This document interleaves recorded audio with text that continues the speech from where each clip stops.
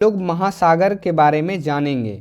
तो ये महासागर क्या होता है, तो जल मंडल का एक तरह से मुख्य भाग जो होता है उसे हम लोग क्या कहते हैं, महासागर कहते हैं। यदि और सिंपल में हम लोग यदि बात करें तो बहुत बड़े एरिया जो जल से घिरे हुए होते हैं उसे हम लोग क्या कहते हैं, महासागर कहते हैं। तो पृथ्वी पर कुल 5 महासागर हैं जिसको हम लोग एक एक करके देखते हैं। तो वो एक हमारा है प्रशांत महासागर, फिर अटलांटिक महासागर जिसे अंध महासागर भी कहा जाता है, तीसरा है हिंद महासागर, और चौथा है आर्कटिक महासागर, और पांचवा है दक्षिणी महासागर। आप लोगों को एक थोड़ा सा ध्यान रखिएगा कि ये जो दक्षिणी महासागर है इसे अंटार्कटिक महासागर भी कहा जाता है, तो आपको कंफ्यूज नहीं होना। वैसे एनसीईआरटी में, आप लोग की एनसीईआरटी में दक्षिणी महासागर के बारे में ही बताया है। अब इस पांचों महासागर को हम थोड़ा सा मानचित्र पे देख लेते हैं कि ये महासागर जो है कहाँ कहाँ स्थित है। तो ये आप देख सकते हैं, ये पूरा जो एरिया है ये आपका प्रशांत महासागर है। फिर ये बीच वाले जो भाग में आपका पानी है उसे हम लोग अटलांटिक महासागर या अंध महासागर कहते हैं।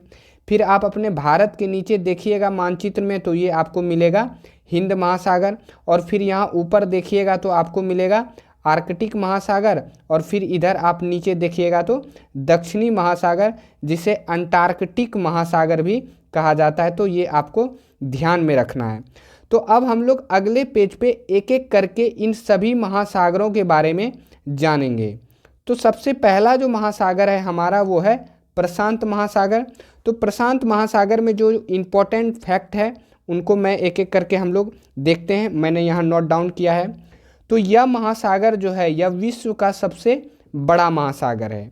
यानी कि यहाँ जो आपको मैंने मानचित्र पे बताया, ये जो आप देख रहे हैं, यहाँ आप देख रहे होंगे ये जो प्रशांत महासागर है ये विश्व का सबसे बड़ा महासागर है। यानी कि इन सभी महासागरों में जो सबसे बड़ा महासागर है वो हमारा कौन सा महासागर है, तो प्रशांत महासागर है। दूसरी बात कही जा रही है कि यह पृथ्वी पर अकेले 1/3 भाग पर फैला हुआ है। तो ये आपको ध्यान रखना है कि कितने भाग पे ये फैला हुआ है, तो 1/3 भाग पर। पृथ्वी का सबसे गहरा भाग जिसे मेरियाना गर्त कहा जाता है वो प्रशांत महासागर में स्थित है।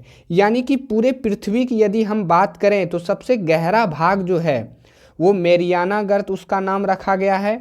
और ये मेरियाना गर्त कहाँ स्थित है, तो प्रशांत महासागर में स्थित है। ये आपको ध्यान रखना है। अब मैंने यहाँ घटना चक्र से 2 क्वेश्चन लिया है ताकि आप थोड़ा सा आप लोगों को पता चले कि किस प्रकार से जो है क्वेश्चन जो है वो पूछा जाता है।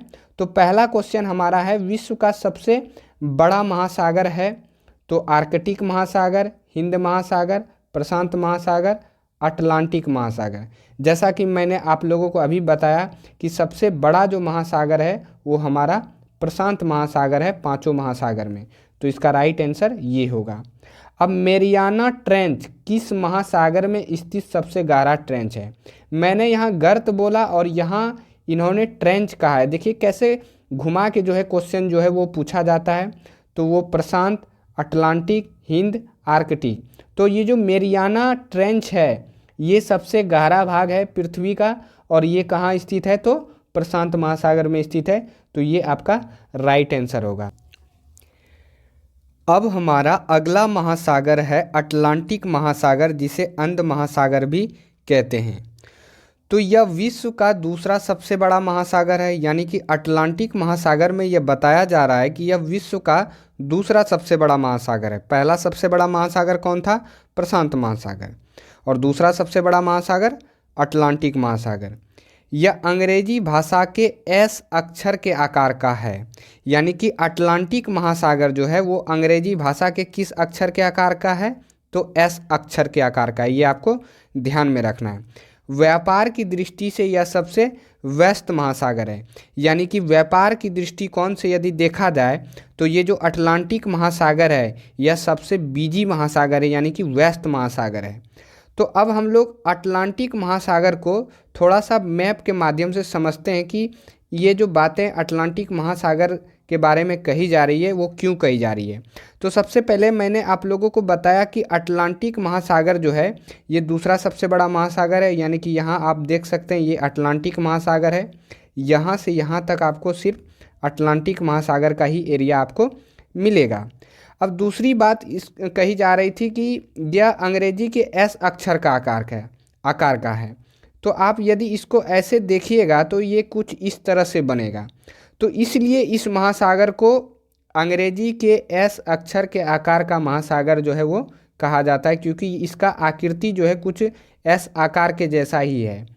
अब तीसरी बात इसके बारे में कही गई थी कि यह व्यापार की दृष्टिकोण से सबसे व्यस्त महासागर है। ऐसा इसलिए यहाँ आप इसके पश्चिम में देखिए, ये आपका है उत्तरी अमेरिका महाद्वीप, ये आपका दक्षिणी अमेरिका महाद्वीप है, और ये आपका यहाँ पे पड़ता है यूरोप, और यहाँ आपका पड़ता है एशिया, और ये हुआ आपका अफ्रीका महाद्वीप। तो इस वजह से ये समुद्री रास्ते से जो व्यापार होता है, हमेशा आना जाना जो है एक देश दूसरे देश के साथ जो है वो आना जाना हमेशा लगा रहता है, व्यापार जो है वो होते रहता है। इस वजह से अटलांटिक महासागर को व्यापार की दृष्टिकोण से सबसे व्यस्त महासागर जो है वो कहा जाता है। शायद आप लोग समझ गए होंगे। अब हम लोग अपने टॉपिक की ओर बढ़ते हैं। तो अब हमारा अगला है हिंद महासागर। तो अब हम लोग हिंद महासागर के बारे में जानते हैं। तो इस महासागर का नाम भारत देश के नाम पर रखा गया है, यानी कि मैं आपको अभी मैप पे दिखाऊंगा कि हिंद महासागर का जो नाम है वो भारत देश जो अपना देश है उसी के नाम पे इसका नाम पड़ा है, इसलिए अंग्रेजी में इसको इंडियन ओशियन कहा जाता है। यह महासागर लगभग त्रिभुजाकार का है। तो आप थोड़ा सा यहाँ मानचित्र पे भी देख सकते हैं कि इसके बारे में, ये यहाँ आप देख सकते हैं, ये आपका है हिंद महासागर और ये अपना भारत देश है जस्ट इसके नीचे है। इस वजह से इस महासागर का नाम जो है भारत देश के नाम पे पड़ा है। त्रिभुज के आकार का इसलिए क्योंकि आप देखिएगा तो इस तरह से कुछ जो है यहाँ तक हिंद महासागर है और कुछ इस तरीके से इधर आपको मिलेगा। इतने एरिया में जो है वो आपका हिंद महासागर है, और आपको एग्जैक्ट यदि आकृति देखिएगा तो वो आपको त्रिभुजाकार का दिखाई देगा। इस वजह से इसके बारे में ये बातें जो है वो कही जा रही है। अब अगला महासागर हमारा है आर्कटिक महासागर। तो आर्कटिक महासागर में क्या क्या बातें हैं उसको जानते हैं। तो यह जो है यहाँ यह होगा, यह विश्व का सबसे छोटा महासागर है, यानी कि आर्कटिक महासागर जो है यह विश्व का सबसे छोटा महासागर है। ये आपको ध्यान में रखना है।